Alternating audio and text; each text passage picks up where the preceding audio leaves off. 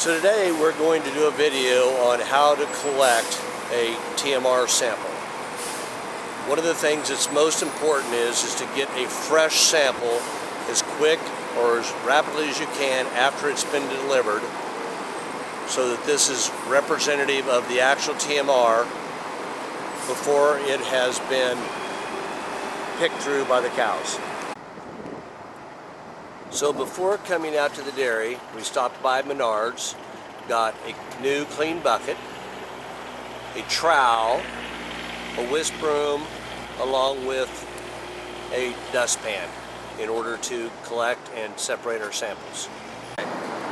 So we're going to start taking our samples. As you can see, he's going to walk about every 3 big steps, about 10 feet. Going to go into his wrist to try to get a uniform sample. Doesn't really matter the size of your hand, but try to get the same size sample from each spot along this feed line.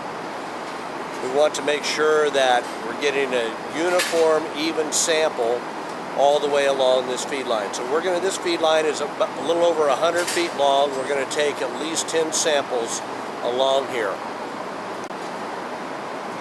We'll note that he is going to take that palm up so that the fine particles do not fall out of his hand.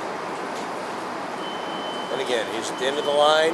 Now we're ready to mix this up and subsample. So now what we're going to do, we're going to take our whisk broom and we're going to clean off a spot on the concrete here in order to dump that bucket. Then we're going to dump it exactly upside down. We're going to then take our trowel and divide our sample into fourths.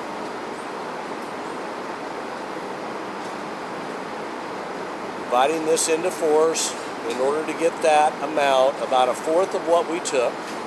From there then, we're going to scoop up, sample that, put it into our bag.